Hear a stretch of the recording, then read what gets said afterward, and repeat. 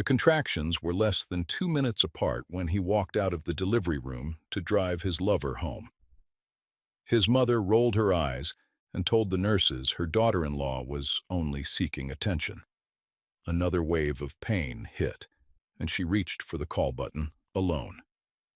No one noticed the elderly man standing quietly near the doorway, listening to every word spoken that night. The room smelled like cold metal and old fear. Imani Carter lay on the narrow bed at Greystone Memorial, her hands gripping the rails, her breath breaking into pieces. Each contraction came faster than the last. The monitor beeped beside her like a clock that had stopped caring. She was bringing a child into the world, and she was doing it almost alone. Her husband, Marcus, stood near the window with his phone pressed to his ear. He was not looking at her. He had not looked at her in hours.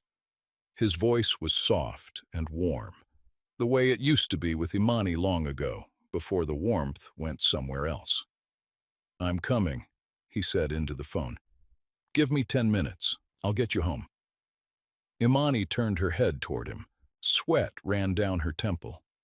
"Marcus," she whispered, "please, not now." He looked at her like she was a stranger asking for change on the street. "Renee's been waiting outside for an hour," he said. "She doesn't have a ride. You've got the whole hospital. You'll be fine." Renee. The name landed in the room like a stone dropped into still water. Imani had heard it before, late at night, in the spaces between his lies. Now he said it out loud, in the room where his child was being born, and he did not even flinch. Before she could speak again, another contraction tore through her. She bit down on the sound, refusing to scream in front of him. A nurse rushed to her side, checking the monitor, her young face tightening with concern. "Sir," the nurse said, "your wife is very close. You should stay." Marcus was already pulling on his jacket. "She's tougher than she looks," he said, and he walked out the door. The silence he left behind was louder than any scream. Imani stared at the empty doorway, her chest rising and falling, her eyes burning. She had married a man who could walk away from her in her hardest hour to open a car door for another woman. She had known, somewhere deep down, for a long time. But knowing and seeing are two different kinds of pain. In the hallway, through the door he had left half open, she could hear him. His voice had changed completely the moment he stepped outside. Gone was the cold, bored tone he used with her. Now it was warm again, almost laughing. "I'm here, baby. I told you I'd come. Let me get you home before it gets late." He had energy for that. He had tenderness for that. He had simply decided his wife did not deserve any of it. Imani pressed her head back into the thin pillow and let the truth settle into her like cold water. The kindness had never run out. He had just stopped spending it on her. If you have ever been left alone in a moment when you needed someone the most, then stay with this story until the end. Because what happens in this room will remind you that the quietest people often carry the heaviest secrets. Comment the word strength if you have ever had to be strong when no one was watching. She thought of the early days, when Marcus would press his hand to her belly and whisper to the baby, like it was a secret only the three of them shared. She had believed him then. She had believed the soft voice and the easy smile and the promises that came so quickly to his lips. She had not yet learned that the same voice could turn warm for any woman who asked, and cold for the one who had given him everything. The contraction passed. The nurse adjusted the monitor and gave her a small, kind nod, the only kindness in the room. Imani held on to that nod like a hand in the dark. The door opened again, but it was not Marcus. It was his mother, Lorraine. She came in like she owned the floor, her coat draped over her arm, her perfume arriving before she did. She looked at Imani sweating on the bed and let out a long, tired sigh. "All this noise," Lorraine said to the nurse, loud enough for the whole hall to hear. "She is only seeking attention. Women in our family had babies without all this drama. Give her a smaller room. No need to waste a good one on someone like her." The young nurse froze. "Ma'am, she's in active labor." "She's performing," Lorraine said, waving a hand. "She always performs. My son works himself to the bone, and this is what he comes home to. Tears and noise. He deserves better. He has always deserved better." The young nurse looked at Imani, then at Lorraine, and said nothing. There was nothing safe to say. She simply went back to her patient and checked the monitor again, her jaw tight. In the corner, near the doorway, an elderly man stood very still. He wore a plain gray coat and held a small leather notebook. No one had noticed him come in. He was not a doctor and not a nurse, yet none of the staff asked him to leave. He simply watched and he listened, and now and then he wrote something down. Then Marcus's sister, Danielle, slipped into the room with her phone already raised. She angled it toward Imani's face, toward the pain, toward the tears Imani was trying to hide. "Y'all have to see this," she murmured to her followers, a little smile on her lips. "My sister-in-law thinks she's a queen. Look at her now." Imani saw the camera. She saw Lorraine's curled lip. She saw the empty doorway where her husband had stood. 3 people who were supposed to be her family, and not one of them reached for her hand. Husband gone, mother mocking, sister filming. The betrayal came from 3 directions at once, and it pressed down on her like a weight she could barely breathe under. But Imani did not beg. She did not curse them. She reached for the call button herself, pressed it, and breathed through the pain the way her father had taught her long ago, slow and steady, like a person who had survived worse and knew how to wait. The charge nurse, an older woman named Patrice, came in answer to the call. She took one look at the room, at the woman filming and the woman sneering, and her face hardened. "Phones away," she said sharply to Danielle.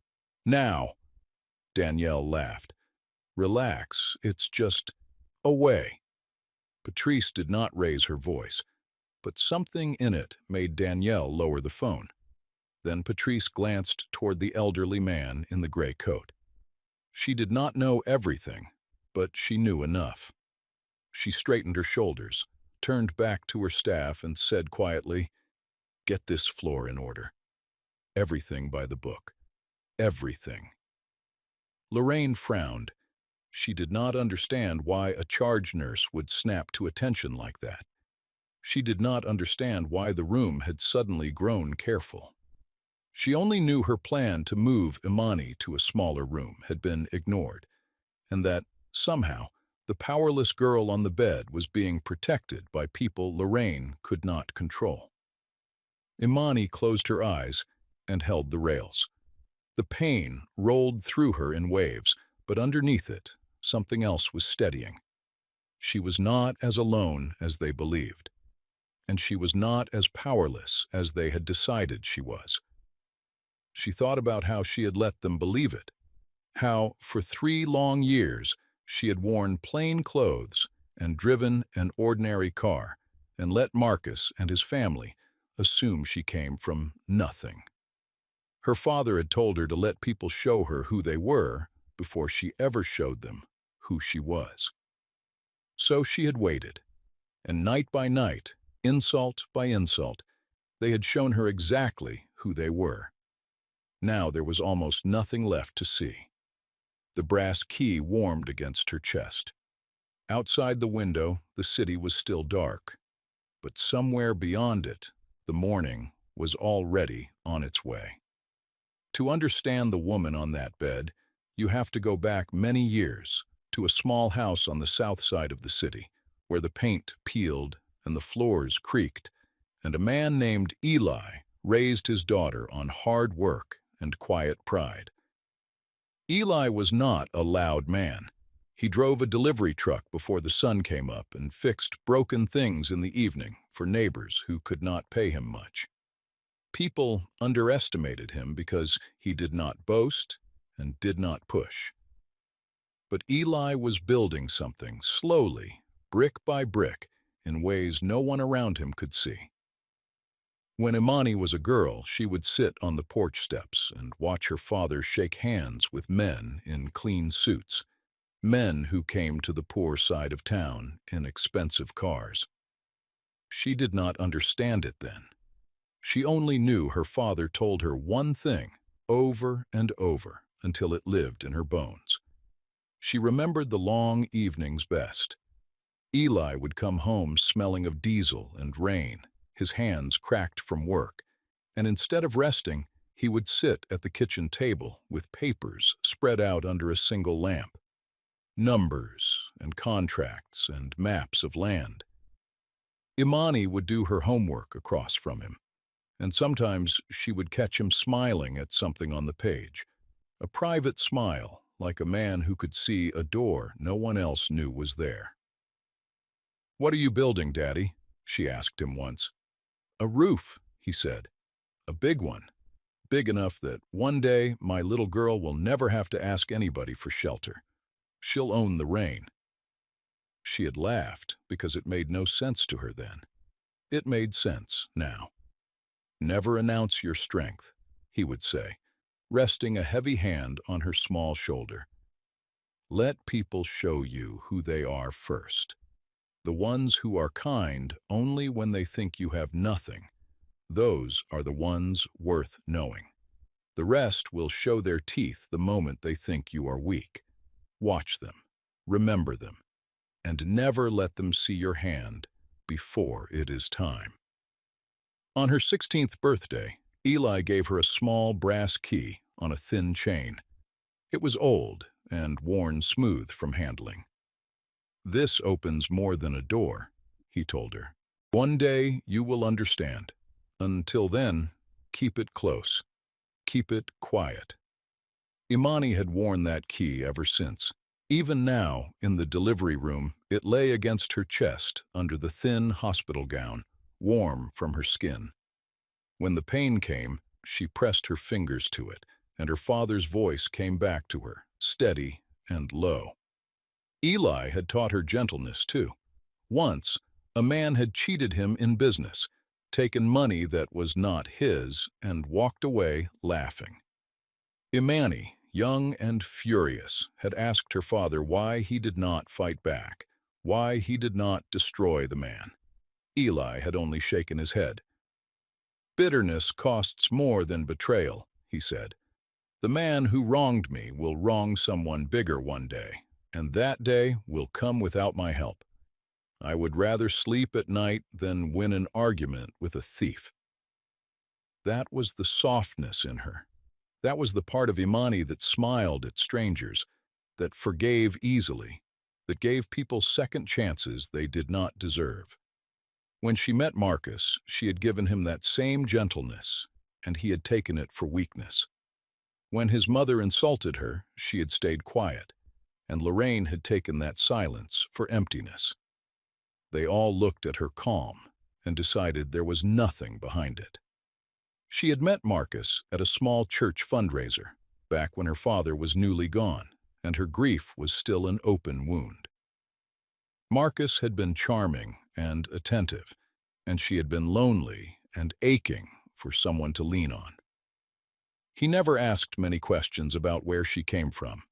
He saw a quiet woman in plain clothes and decided he understood her completely.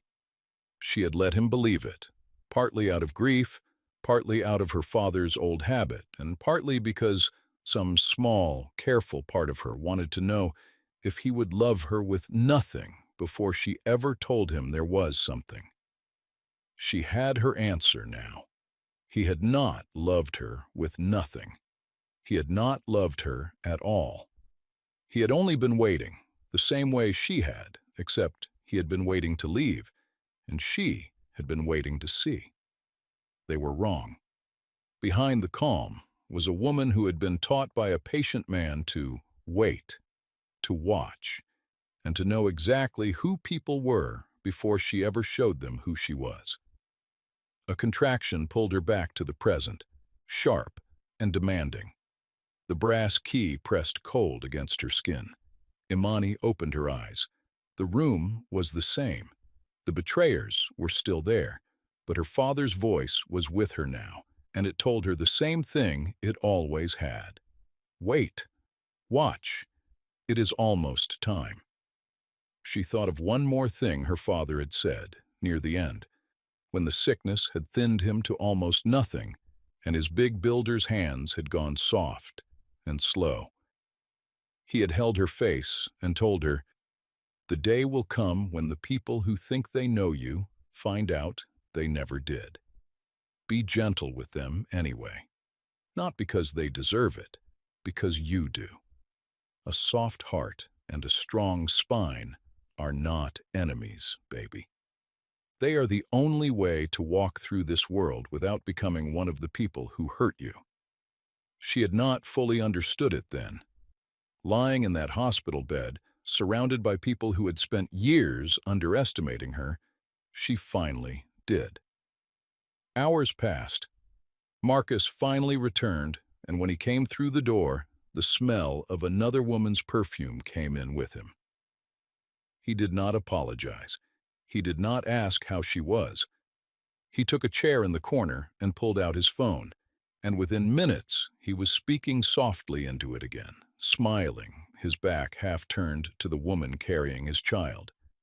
Imani heard pieces of it. "She's still in there." "No, it's fine. I told you, after the baby, everything changes. We just have to be patient. After the baby, everything changes." She understood then what they were planning. She was a problem to be managed until the child arrived, and then she would be discarded. She lay there and let the words cut, because there was no use pretending they did not. This was the man she had chosen. These were the people she had called family. She had cooked in their kitchens and sat at their tables and smiled at their jokes, and the whole time they had been measuring her for the door. The pain of labor was sharp and physical and would pass. This other pain was quieter and would take longer to leave. Lorraine confirmed it without shame. She stood by the window with Danielle and spoke in a low voice that carried anyway, the way cruel voices always do. "The papers are already being drawn up," Lorraine said. "Once she has the baby, Marcus signs, and she's gone. We keep the child. She gets nothing. She came with nothing. She leaves with nothing." Danielle nodded, then lifted her phone again and posted a short clip of Imani's tired face with a caption meant to mock. Within minutes, strangers online were laughing at a woman they had never met on the worst night of her life. And then, as if the night could grow no crueler, Renee arrived. She walked into the waiting area outside the delivery room as though she had every right to be there, dressed for a dinner she expected Marcus to take her to once this inconvenience was over. She sat down, crossed her legs, and asked a passing nurse for a glass of water like a guest at a hotel. She did not lower her voice when Marcus stepped out to greet her. "How much longer?" she asked, checking her reflection in her phone. "You said this would be quick. I didn't come all this way to sit in a hospital while she has your baby." Marcus shushed her, glancing back toward the room, and Renee rolled her eyes. The nurse who had brought the water heard every word, and her hands tightened around the empty tray. Imani saw all of it through the open door. The mistress in the waiting room, the husband on the phone, the mother counting her out, the sister selling her pain for attention. It was almost too much. Something in her chest folded inward, and for a long, terrible moment, she felt herself going numb. Her eyes lost focus. The pain of labor blurred into the deeper pain of being so completely unwanted by the people who were supposed to love her. She thought, just for a moment, about giving up. Not the baby, never the baby, but the fight. About signing whatever they put in front of her and disappearing, because what was the point of strength if this was what it bought you? For 3 years, she had been patient. For 3 years, she had carried her father's voice and her father's key and her father's enormous secret, waiting for the right moment to be more than they thought she was. And in this exhausted, broken hour, she wondered if patience had ever been wisdom at all, or only another word for letting people hurt you while you waited for permission to stop them. But then something happened that none of the betrayers noticed. A hospital administrator, a tall man in a dark suit, appeared in the doorway and quietly asked Marcus to step into the hall. Curious, annoyed, Marcus went. The administrator spoke to him in a low, careful voice. "Mr. Carter, I'd advise you to be very mindful of your conduct on this floor tonight. Very mindful." Marcus laughed, the easy laugh of a man who thought the world bent around him. "Is this about the bill, the insurance? Relax, it's covered." The administrator did not smile. "It is not about the bill." He said nothing more. He simply glanced back into the room, toward the elderly man in the gray coat, who gave him the smallest nod. The administrator took a slip of paper from the man's notebook, folded it once, and slipped it into his pocket. Then he walked away, leaving Marcus standing in the hall with a frown he could not explain. Inside the room, Imani saw the exchange. She saw the administrator defer to the old man as if to a king, and the numbness in her chest began, slowly, to burn away. Her vision cleared. Her grip on the rails grew steady. The baby's heartbeat on the monitor stuttered, just for a second, a small dip that made the nurses move quickly.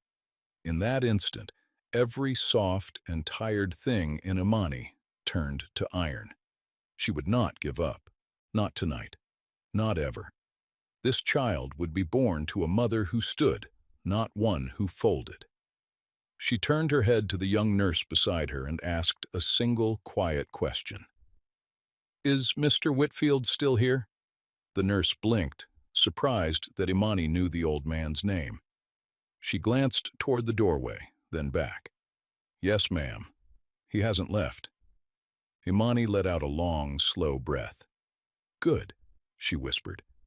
And she closed her eyes and pushed, because it was almost time, in every way that mattered. Across the room, Lorraine and Danielle saw nothing. Marcus, returning from the hall, saw nothing. They were so certain of her weakness that they had stopped watching her face. If they had looked, they might have seen the change. They might have run. The baby came as the sky outside began to lighten. A boy, small and furious and perfect, his cry filling the room with the only honest sound it had held all night.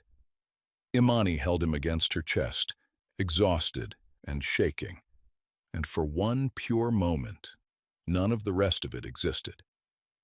There was only her son and the brass key and the steady beat of her own heart. She looked down at his tiny face and made him a promise without saying a word. "You will never beg anyone to love you," she thought. "You will never make yourself small so someone bigger feels comfortable. You will know your worth from the first day, the way your grandfather wanted me to know mine." She pressed her lips to his forehead, and a single tear fell onto his blanket, and it was not a tear of sorrow. It was the first tear of a new and better life. But the betrayers were not finished. They gathered around the bed now that the dangerous part was over, smug and ready, like people coming to collect a debt. Lorraine actually carried a folder in her hands. She had brought the divorce papers to the hospital, to the delivery room itself, expecting to set them on Imani's lap while she was still weak and make her sign. "You've done your part," Lorraine said coldly, opening the folder. "Now do the smart thing. Sign these. Marcus has been more than patient. You'll keep your dignity if you go quietly." Marcus stood beside his mother, arms crossed. Danielle raised her phone one last time to capture the moment she was sure would be Imani's final humiliation. Out in the waiting room, Renee stood and stepped closer to the door, eager to watch the wife disappear. Imani looked at the papers. Then she looked at the faces around her, the husband who left her in labor, the mother who mocked her, the sister who filmed her, the mistress in the doorway. And she did something none of them expected. She smiled, small, calm, almost gentle. "Before I sign anything," she said softly, "there's someone who would like to come in." The door opened.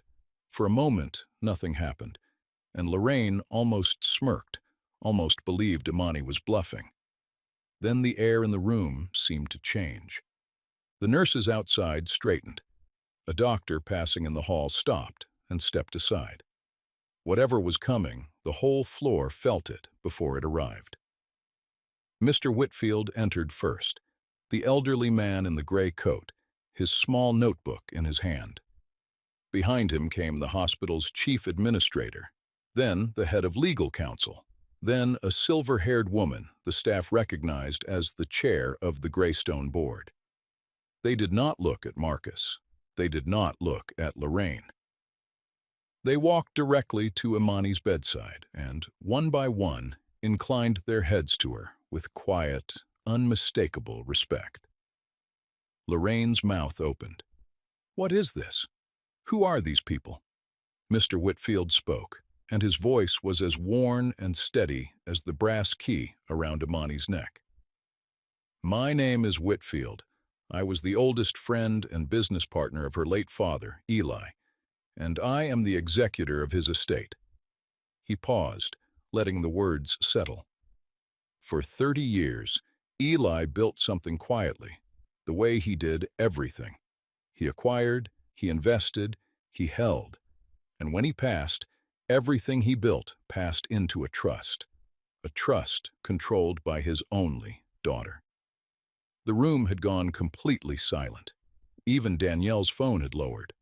Lorraine made a small sound, half a laugh, as if she were waiting for someone to tell her it was a joke. No one did. The chair of the board, the silver-haired woman, turned to look at Lorraine with a coolness that froze the laugh in her throat. "You asked, an hour ago, that this patient be moved to a smaller room," the woman said quietly. "I want you to understand. You were standing in her hospital, asking her own staff to treat her like she did not belong. We heard about it before you finished the sentence." "This hospital," Whitfield said, looking slowly around the room, "Greystone Memorial, and the network of hospitals it belongs to, has a single, controlling shareholder. Her father arranged it so that no one could ever flatter their way into it, marry their way into it, or take it from her before she was ready to claim it." He turned his eyes to Imani. "She has been the quiet owner of the very building you have been standing in all night. The room you tried to deny her.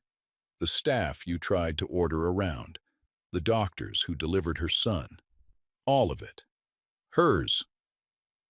The brass key, Imani understood now, in front of all of them, had opened her father's private archive, the locked room where the proof of everything was kept, the ownership documents, the trust papers, and the prenuptial agreement Marcus had signed without reading years ago, the one that left him with exactly what he had brought into the marriage. Marcus's face had gone gray. "Imani," he started.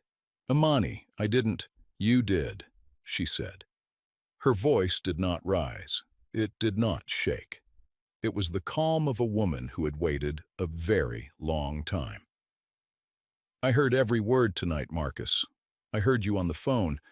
I heard your mother tell the nurses to move me to a smaller room. I heard her plan how to take my son and leave me with nothing. I heard your sister sell my pain to strangers. I heard the woman in the doorway ask my staff for a glass of water." She looked at each of them in turn. "I heard all of it. I have always heard more than you thought. You want to know the worst part?" she went on, her voice still soft, still steady, somehow more terrible for its calm. "It was never about the money. I would have given you a good life and never once told you where it came from, if you had only been kind. If you had stayed in this room tonight and held my hand, you would have woken up tomorrow a rich man who never even knew it. That is what you threw away, Marcus. Not for love, not even for her. You threw it away for the chance to make me feel small. And the saddest thing is, you never could." Lorraine staggered back a step, the folder of divorce papers trembling in her hands. The papers she had brought to destroy Imani now meant nothing at all. Marcus reached for words and found none. Danielle's phone slipped from her fingers and clattered to the floor. And out in the doorway, Renee, who loved a man with money and nothing else, began, very quietly, to back away. Imani held her son a little closer. She did not gloat. She did not raise her voice. She simply let the truth do what truth does, which is fall on the guilty like the first cold light of morning, leaving them nowhere to hide. What followed was not loud, and that was what made it final.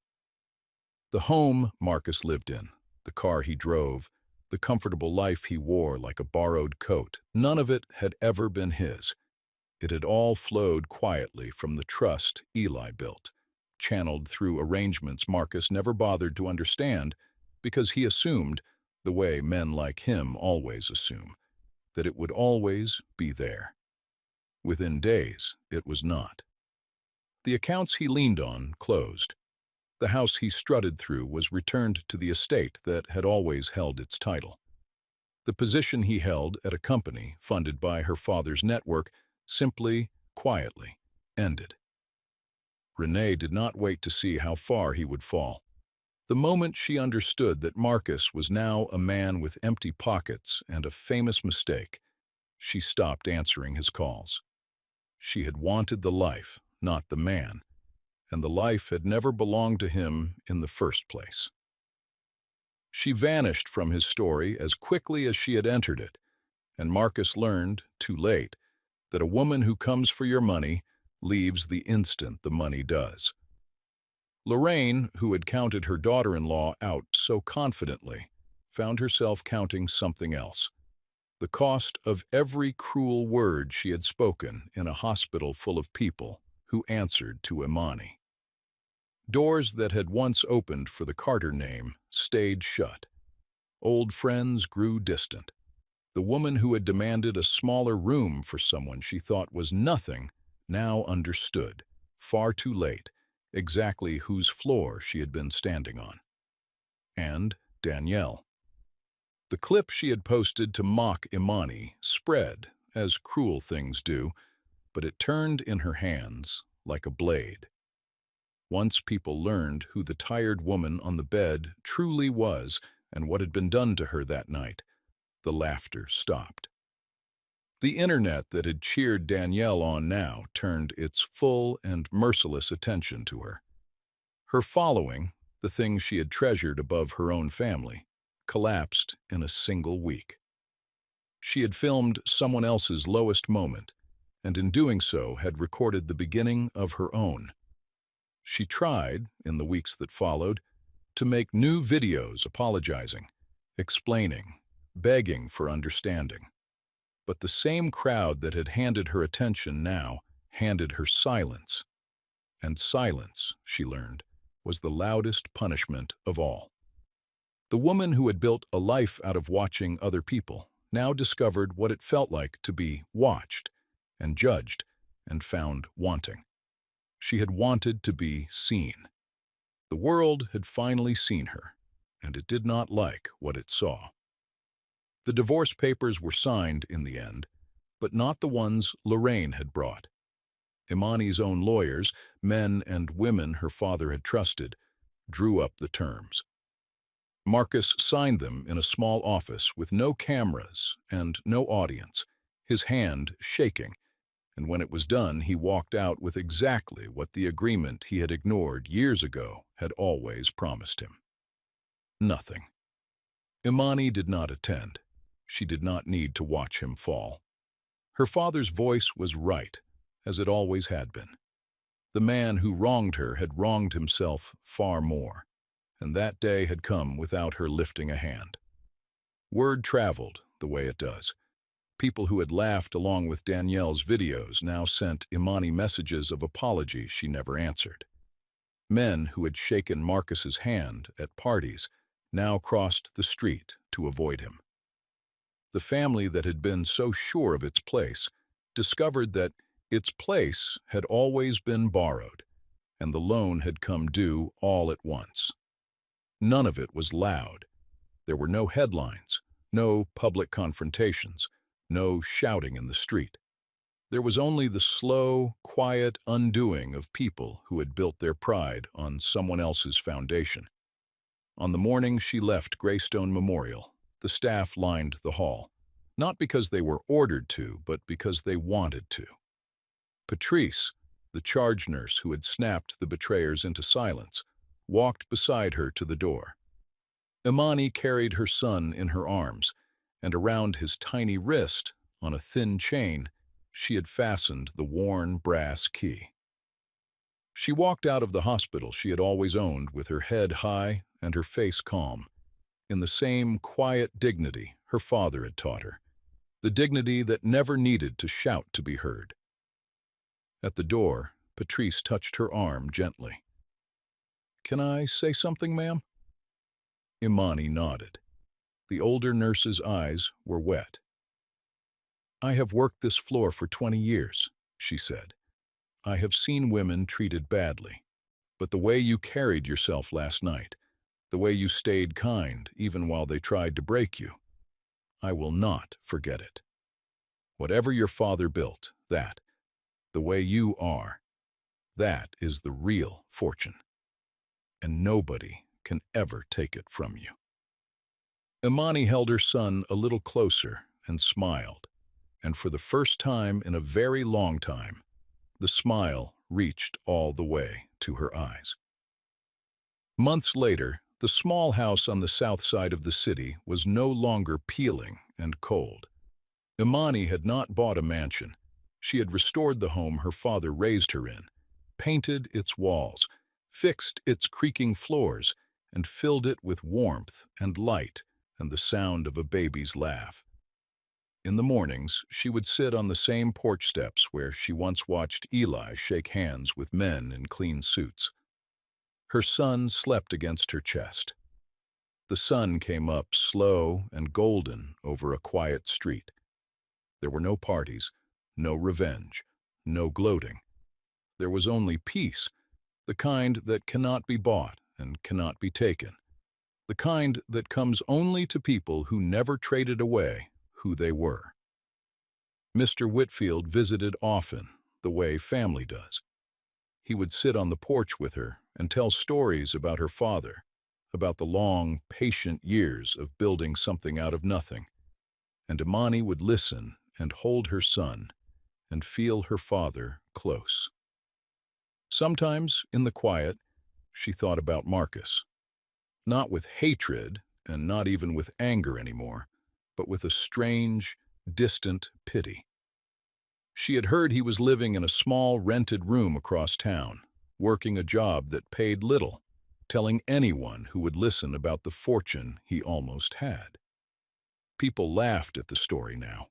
A man who left his wife in labor for a woman who left him the moment his pockets emptied, never knowing he had been married to everything he ever wanted. It was the kind of story that warned people, the kind mothers told their sons. Imani did not tell it. She did not need to. The world told it for her. One quiet evening, before she carried the baby inside, she stood in the doorway of the little house. She took the brass key from around her son's wrist and hung it on a small hook beside the door, right under a framed photograph of Eli. The last light of the day caught the worn brass and made it shine, soft and steady, like a promise kept. And here's the truth. The people who mistake your silence for weakness will always reveal who they really are. You don't have to fight them. You don't have to prove yourself. You only have to know your worth and keep moving forward. Because one day, the truth comes out. The masks fall, and the people who tried to make you feel small realize they never understood who you were. Your patience is not weakness. Your kindness is not weakness, and your time is coming. If this story touched your heart, comment "dignity" like this video, and subscribe for more powerful stories of betrayal, hidden strength, and delayed justice.